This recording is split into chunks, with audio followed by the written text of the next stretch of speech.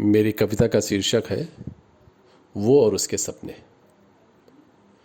वो छोटी सी परी अब बड़ी हो चली थी। वो छोटी सी परी अब बड़ी हो चली थी। जिंदगी उसके लिए एक पहेली हो चली थी।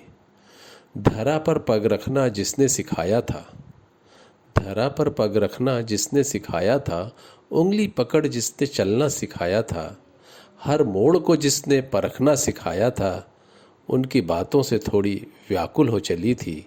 वो छोटी सी परी अब बड़ी हो चली थी। जिंदगी उसके लिए एक पहेली हो चली थी।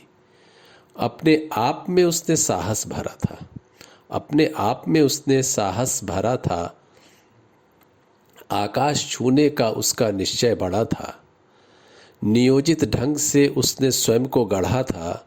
उत्साह तो था पर पैरों में बेड़ी पड़ी थी। वो छोटी सी परी अब बड़ी हो चली थी। जिंदगी उसके लिए एक पहेली हो चली थी। उसका उद्देश्य अब आकार ले रहा था, उसका उद्देश्य अब आकार ले रहा था। जीवन का लक्ष्य एक विन्यास ले रहा था। किंतु स्वप्न को सजोना कठिन हो रहा था, किंतु स्वप्न को सजोना कठिन हो रहा था। उसका लड़की होना ही एक श्रापित कड़ी थी। वो छोटी सी परी अब बड़ी हो चली थी। जिंदगी उसके लिए एक पहेली हो चली थी। ध्येय पाने में अपनों के खोने का भय हो रहा था, ध्येय पाने में अपनों के खोने का भय हो रहा था। और छोड़े अभिलाषा तो जीवन अर्थहीन हो रहा था, छोड़े अभिलाषा तो जीवन अर्थहीन हो रहा था। दोराहे पर उसका व्यक्तित्व आक्रांत हो रहा था, दोराहे पर उसका व्यक्तित्व आक्रांत हो रहा था।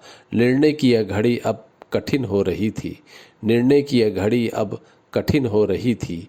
वो छोटी सी परी अब बड़ी हो चली थी, वो छोटी सी परी अब बड़ी हो चली थी। यूं तो दुनिया में संपर्क सभी से होता है, यूं तो दुनिया में संपर्क सभी से होता है। पग पग जो साथ चले वही अपना होता है, पग पग जो साथ चले वही अपना होता है।